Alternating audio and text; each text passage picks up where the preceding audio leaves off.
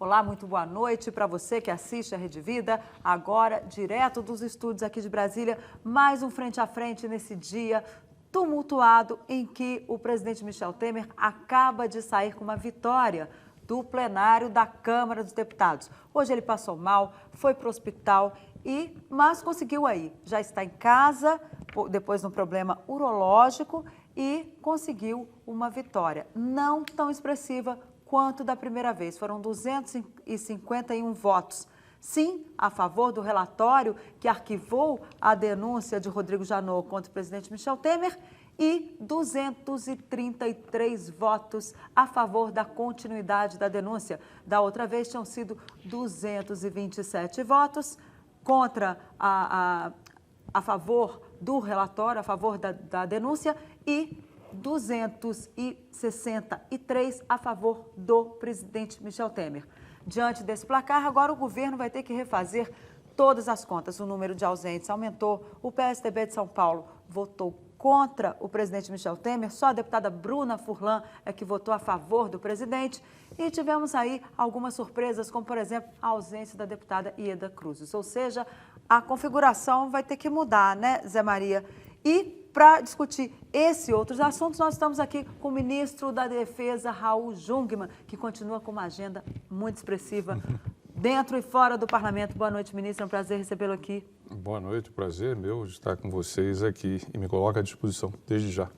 Pois é, né, Zé Maria? Mais um frente a frente num dia tão tumultuado. O que a gente pode esperar aí depois dessa votação? Pois é, política é assim mesmo, rápida demais. Quando eu saí agora da Câmara dos Deputados, já vi ali um debate entre os líderes dos partidos políticos sobre a pauta futura. O presidente da Câmara, o deputado Rodrigo Maia, está sendo convidado para liderar o movimento pró-reformas. Ouvi o ministro Antônio Baçaí, da Secretaria de Governo, articulador político, dizendo que o governo vê com bons olhos esta proposta de um grupo em defesa de reformas no Congresso Nacional. Só que esse grupo partidário quer uma reforma comandada pelo Congresso Nacional, ou seja, tendo ali como líder o presidente da Câmara, deputado Rodrigo Maia. É um bom debate político. O deputado, aliás, licenciado Raul Jungmann, é um expert em política. Ele foi ministro da Reforma Agrária, Desenvolvimento Agrário, mas todo mundo conhece como Reforma Agrária, ministro da Reforma Agrária no governo Fernando Henrique Cardoso. Olha, foi um emprego difícil, viu? Foi uma proposta difícil. E depois ele foi também presidente do IBAMA, do INCRA e deputado federal em 3 mandatos, agora é ministro da Defesa. É outra batalha. Ministro, escolhe o senhor para situações complicadas, né? Agora, o ministro da Defesa, que nunca teve uma atividade tão próxima, está entrando na violência, por exemplo, do Rio de Janeiro. Eu sei que os senhores têm levantamentos também sobre dados de violência no Brasil inteiro. Eu começaria por aí. Hoje, a Procuradora-Geral da República, Raquel Dodge, criou um grupo de trabalho no Rio de Janeiro, composto por 5 procuradores federais, né? E foi, inclusive, uma sugestão do senhor e do ministro da Fazenda, né? Para criar esse grupo de trabalho.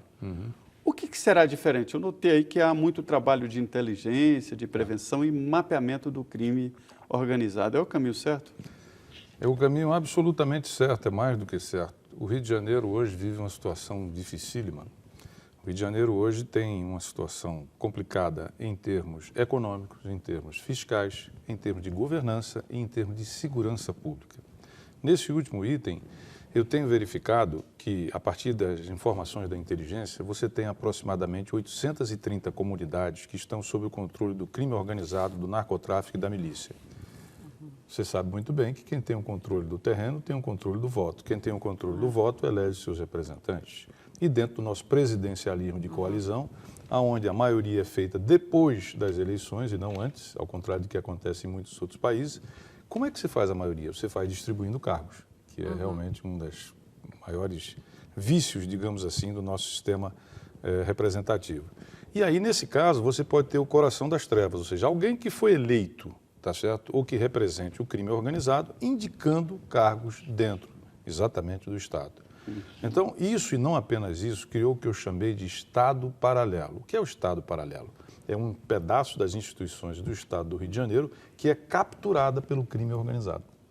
Então, essa força-tarefa ela é decisiva para você poder superar isso. Ou seja, ela vai focar, sobretudo, os crimes de tráfico de drogas, tráfico de armas, crime organizado e, obviamente, os crimes conexos relativos a agentes públicos que hoje estão a serviço. Mas não é só o Ministério Público, né? Não, é o Ministério Público que criou agora. Tá certo? Na próxima semana, o Ministério da Justiça, o Ministério da Defesa, o Gabinete de Segurança Institucional e a PGR vão fazer o grupo todo de articulação que vai, digamos assim, trabalhar em conjunto. É mais um trabalho de inteligência do que propriamente na rua? Ali? São todas as coisas, você pode ter certeza. Porque, veja bem, lembra aquela experiência daquele grupo tarefa lá no Espírito Santo, está lembrado? Quando tinha o presidente da Assembleia que dominava boa parte do aparelho do Estado e tal. Lembra do caso de Delbrando Pascoal, no Acre, onde também foi feita uma força-tarefa? Por quê? Porque quando as instituições, os órgãos locais perdem esta capacidade de exercer o seu poder de controle, né, o seu poder de fiscalização... Então, já está tomado. O Rio de Janeiro, eu diria que tem muita gente boa, instituições realmente muito rígidas, mas, de fato, como é que você chega nessa situação sem que você consiga um controle de um pedaço do Estado e das instituições? Como é possível chegar a 1 milhão e 100 mil pessoas que vivem um regime de exceção no Rio de Janeiro, onde não vigora, não vigem as leis constitucionais? As básicas, né, ministro? As básicas. Eu hoje tive uma reunião hoje de manhã, tivemos uma reunião hoje de manhã com o ministro, presidente do Supremo Tribunal Eleitoral, que é o ministro Gilmar Mendes, de novo, ministro da Justiça, GSI, eu, a procuradora não pôde ir nessa primeira reunião, onde nós tínhamos uma preocupação, que é o crime organizado, inclusive pelas novas regras eleitorais, financiar, tá certo, candidatos. E uma outra preocupação muito atual, chama atenção, que é o chamado cybercrime. Ou seja, você, pela nova legislação, mais uma vez, colocou muito mais a internet e as redes sociais dentro do processo, porque você vai poder arrecadar pela internet, você vai poder fazer o crowdfunding dentro da internet, que é uma forma de arrecadação, você vai poder impulsionar também determinadas matérias. Ora, isso lembra o que aconteceu na França, de Macron, e que aconteceu nos Estados Unidos, do Trump. E eu me lembro que recentemente eu estive em Estocolmo, lá conversando no parlamento, e perguntei, por que vocês suecos tão avançados, vocês não usam, por exemplo, a urna eletrônica? Resposta, porque corre o risco dos russos melarem a nossa eleição. Essa é a nossa realidade. Ou seja, crimes associados, eleitoralmente associados ao crime organizado e também ligados à internet. Ministro, o Brasil não corre esse risco, não? Uma vez que nós temos a urna eu acho que corre. Porque, veja bem, como foi que funcionou, por exemplo, nos Estados Unidos? Hoje se sabe que alguns representantes lá ligados aos russos, eles colocavam matérias no Facebook, no Google, em outros lugares, e impulsionavam até com 50, 100 mil dólares. Aquilo chegava a milhões de pessoas, criando uma enorme confusão, um conflito e gerando, digamos assim, uma mentira digital que era compartilhada por milhões de pessoas. Isso é uma maneira de você influenciar toda a opinião pública e a cidadania de um país. Isso é muito grave. E hoje nós convivemos com robôs, nós convivemos exatamente com fakes, nós convivemos inclusive com a chamada Deep Web ou Dark Web, que são níveis muito abaixo e fora, inclusive, do acesso da maioria das pessoas, aonde são gestados esse tipo de crime, aonde você tem terrorismo rolando lá dentro, onde você tem a questão de pedofilia, onde você tem a questão, enfim, de muitos outros crimes, inclusive o tráfico também transita aí. Eu notei, ministro, que esse grupo criado pela Procuradora-Geral tem uma atenção toda especial no dinheiro, né? Sim, claro. O controle da lavagem de dinheiro e também o chamado caminho do dinheiro. Quer dizer, com esse controle, o tráfico fica em dificuldade, né? A gente tem que prestar atenção a um dado, Zé Maria, que é o seguinte: o crime no Brasil, infelizmente, ele se nacionalizou e transnacionalizou. As grandes gangues que você tem no Rio e São Paulo, hoje têm um controle nacional. Elas estão espalhadas nacionalmente. E elas começam, como ela tem um controle já da distribuição das drogas, elas começam a investir exatamente aonde? No exterior, onde você tem a produção das drogas. Então elas estão verticalizando o seu negócio para aumentar a sua margem de lucro. Ora, quem é que pode fazer frente a uma situação como essa? Eu cito aqui um fato para mostrar o que hoje eu entendo como uma ameaça que começa a se delinear a democracia. O que aconteceu em novembro do ano passado, durante a eleição municipal? O governador do Maranhão, Flávio Dino, nos chama, nós vamos para lá.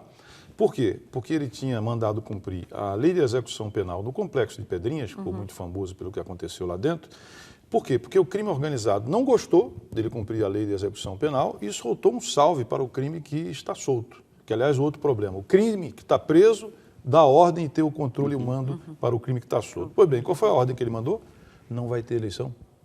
Imagine os senhores, imagine você. O crime organizado tirando o direito dos cidadãos de escolher os seus representantes.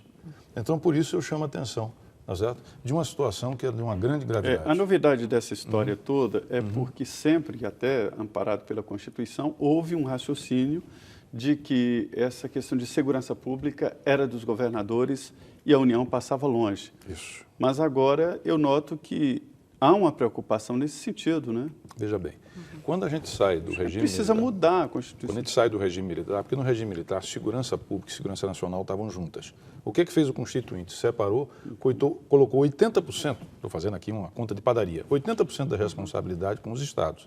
O restante fica com o governo federal. Então, um presidente da República, qualquer presidente da República, primeiro, ele não tem atribuição constitucional de cuidar da segurança pública. Cabe à federação, aos estados. Segundo, ele não tem recursos para isso, né? E acho que, nesse sentido, o presidente Temer, me permita, teve uma grande coragem, porque pela primeira vez ele levou o termo segurança, tá certo, para o nível ministerial. Hoje, o Ministério da Justiça é Justiça e Segurança e criou um Plano Nacional de Segurança. Agora, inclusive, só para concluir, claro, é importante vocês cobrirem o encontro que vai ter na sexta-feira, lá em Rio Branco, que vai reunir todos os governadores. O presidente da República não vai poder ir, mas os ministros vão estar lá. Vão estar lá representantes, inclusive, de governos que nós temos limites, tá certo? Que é muito importante. Colômbia, Peru e outros países vão lá estar presentes. E o tema central é segurança pública, que vai ser um tema que vai dominar as eleições de 2018. Segurança das fronteiras. Segurança das fronteiras também, que é fundamental. E lembrando sempre, olha, não tem como você resolver o problema aqui só dentro do território nacional. Se o crime é transnacional e ele começa ou termina em outro país, ou bem a gente consegue colaborar, tá certo? E eu tenho insistido numa coisa que eu chamo Iniciativa Sul-Americana de Segurança.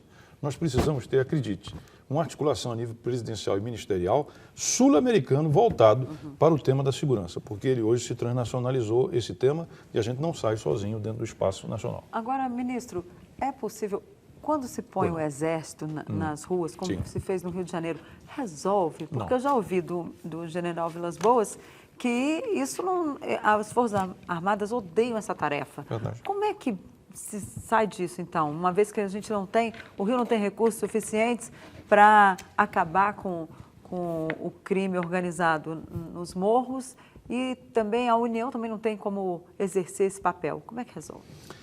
O sonho hoje de um cidadão no Rio de Janeiro e em muitos outros lugares, em que ele se sente vulnerável, em que ele se sente exposto, em que a sua família corre risco, é ter exatamente um soldado, um militar com um fuzil na sua esquina.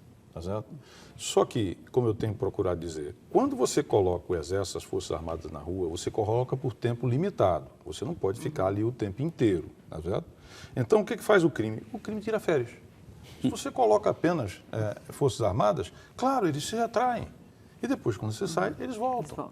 Então, de fato, não podemos resolver o problema da segurança na defesa. Nós temos que resolver o problema da segurança na segurança, com reforma de polícias, com mudança de código, com celeridade, com terminalidade, com recurso, enfim, o que você tem que fazer.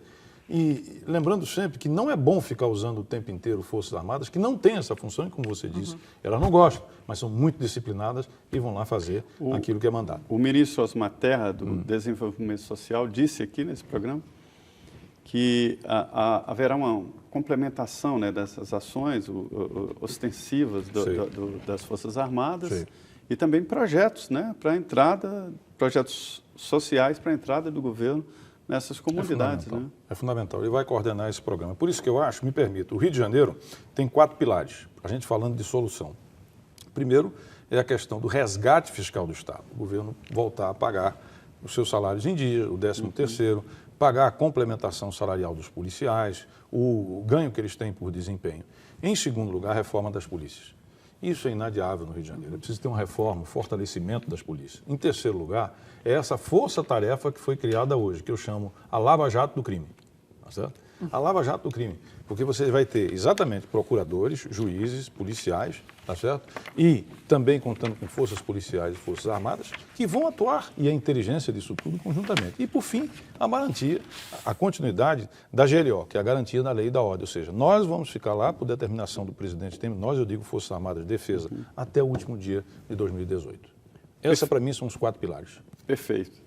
É o ministro da Defesa, Raul Jungmann, ele é de Pernambuco, um político experiente, já passou por várias funções no governo, tem uma experiência muito boa na política também, e hoje ministro da Defesa. Nós aqui no primeiro bloco falamos de segurança, mas vamos falar muito de política aqui nesse programa.